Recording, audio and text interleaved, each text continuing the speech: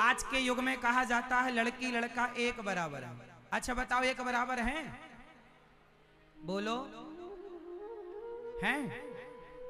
ना एक बराबर कभी थे, ना एक बराबर कभी हैं, ना एक बराबर कभी हो सकते हैं। किसी के कहने से क्या है, स्त्री और पुरुष एक बराबर कभी नहीं हो सकते।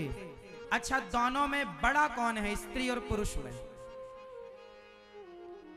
कौन बड़ा है? बताओ, कौन बड़ा है?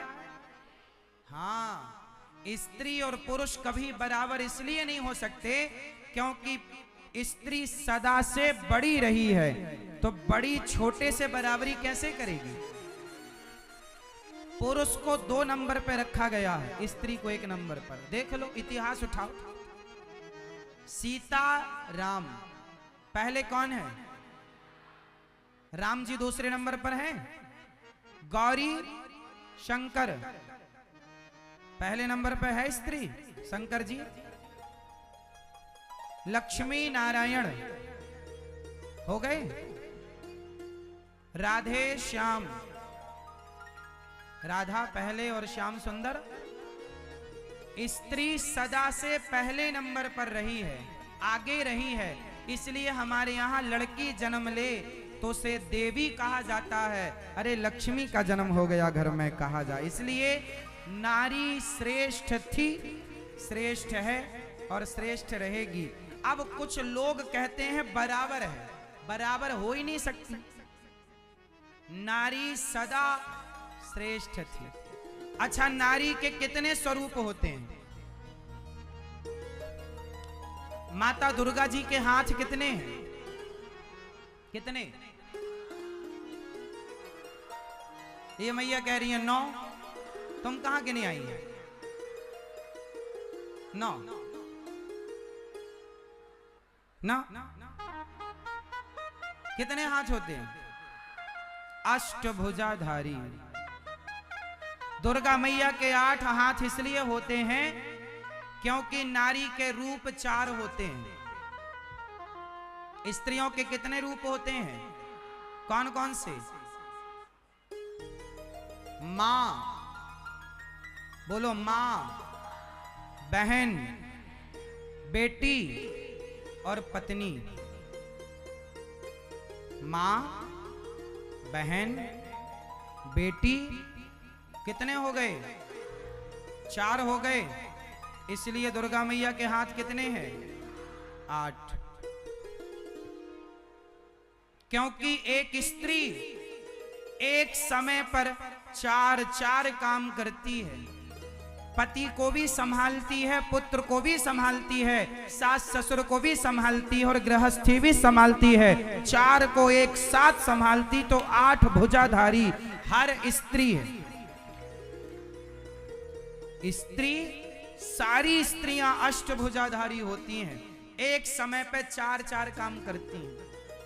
वो पत्नी का फर्ज भी पूरा करती है, माँ का फर्ज भी पूरा करती है, बहन का फर्ज भी पूरा करती है और बेटी का फर्ज भी पूरा करती है। एक स्त्री है जो अपने हर कर्तव्यों को, हर फर्ज को ठीक ठीक से निभाने की कोशिश करती है। बेटा जन्म लेता है भाग्य से और बेटियां जन्म लेती हैं सौभाग्य। 100 मीन्स 100 भाग्य से। सौभाग्य जब इकट्ठे होते तब बेटी का जन्म होता, सौभाग्य। और एक भाग्य से बेटा। इसलिए बेटी हो तो बोझ ना समझा करो। हर बेटी के किस्मत में बाप होता है, पर हर बाप की किस्मत में बेटियां नहीं होती।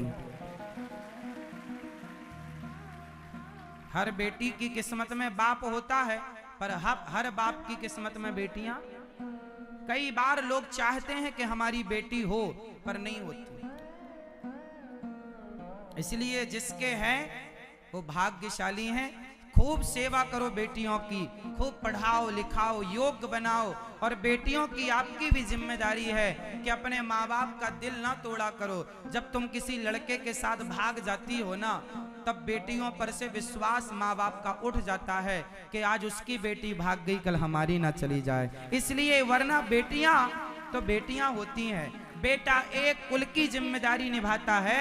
आज भी बेटियां हैं जो दो दो कुलों की जिम्मेदारी निभाती हैं। माँ बाप को जरा कष्ट हो ना तो बेटी का हृदय कांप जाता है कि माँ बाप को बड़ी तकलीफ हो गई। माँ बाप के लिए आज भी बेटी तड़पती है।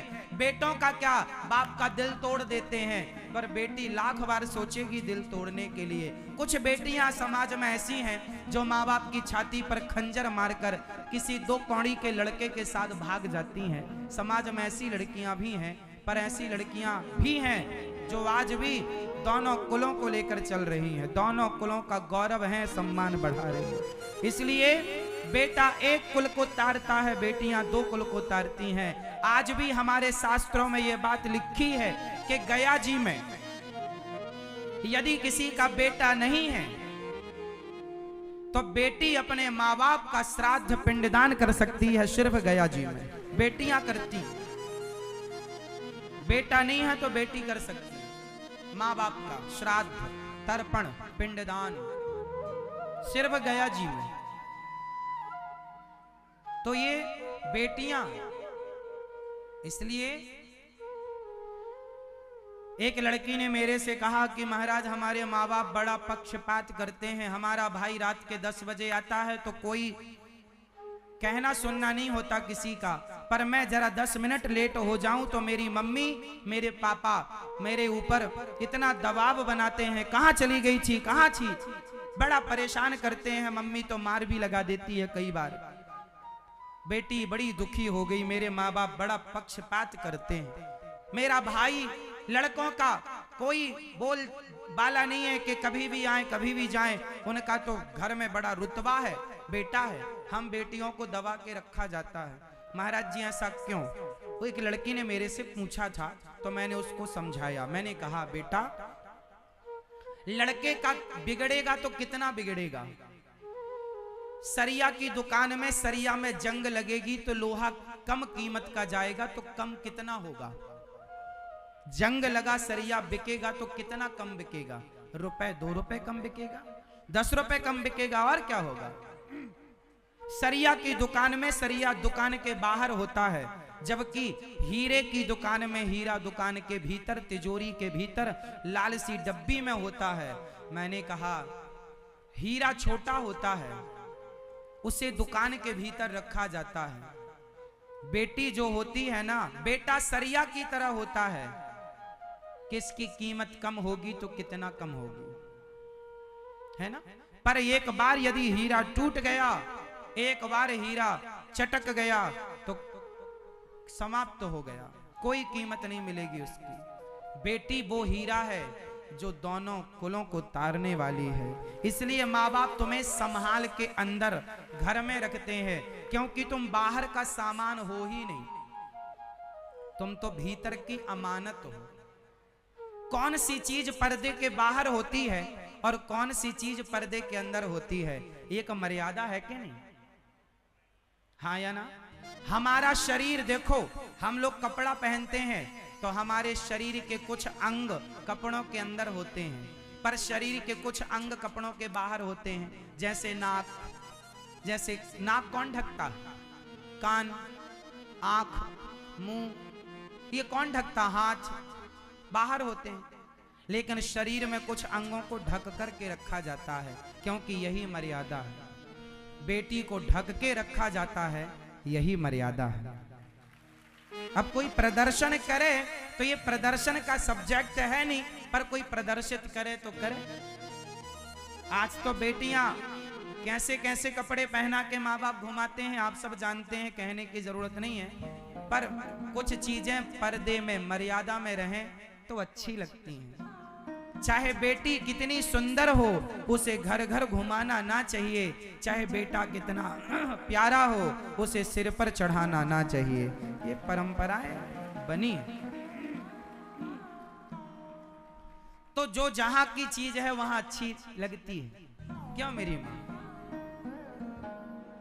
इसलिए बेटियों के ऊपर 2 कुलों का भार है, इसलिए आपको थोड़ा मर्यादा में रहना चाहिए।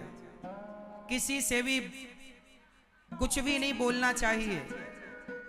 किसी पुरुष से आप हंसकर बोलेंगी ना तो वो पुरुष हो सकता है आपकी हंसी का गलत अर्थ लगा ले, अरे ये तो मुझे देख के हंस रही है, मतलब इसका इरादा कुछ और है। आप भले उसके भाई मानकर उसकी तरफ देखकर मुस्कुराओ, पर सामने वाला आपकी हंसी का गलत अर्थ लगा के कल आपके तरफ कुछ भी कह सकता है। इसलिए बेटियों को अपनी हर मर्यादा में रहना चाहिए। जगह गलत हो तो हंसना भी नहीं है। द्रौपदी ने गलत जगह पर हंसी तो महाभारत खड़ा हो गया। हंसने कहां हंसना है, कहां नहीं हंसना, कहां उठना है, कहां बैठना है, किससे बोलना और किससे नहीं बोलना। हमारे देश में हाथ मिलाने की परंपरा नहीं रही, खासकर लड़कियां हाथ मिलाने की परंपरा तो नहीं। किसी भी बहाने कोई तुम्हें छू सकता है, ऐसा हमारे यहां नहीं था। बेटियों को कोई किसी भी बहाने नहीं छू सकता। अब आप कहें महाराज जी छूने से क्या होता है, क्यों नहीं होता? बिजली के तार को छू के दिखाओ क्या होता है। छूने से कुछ नहीं होता तो बिजली के तार को छू लो, पता लगेगा क्या होता है क्या नहीं होता। जैसे बिजली के तार में करंट होता है, उसी तरह स्त्री में भी करंट होता है और पुरुष में भी करंट होता है। और यदि ये जवानी में किसी ने एक दूसरे को छू लिया तो ये करंट दुष्कर्म बन जाता है, ये करंट वासना बन जाती है। इसलिए हमारे शास्त्रों ने, हमारे ऋषि मुनियों ने और हमारी भारतीय परंपरा ने एक मर्यादा बना रखी है कि आपकी मर्यादा ये है, आपकी मर्यादा ये है। हाँ या ना? ठीक। तो पत्नी को चाहिए कि पति की सेवा करे और पति को चाहिए कि नारी का सम्मान आदर करे। यत्र नार्यस्तु पूज्यन्ते रमन्ते तत्र देवता। जिस घर में नारी का आदर सम्मान सत्कार होता है उस घर में देवी देवताओं का वास होता है।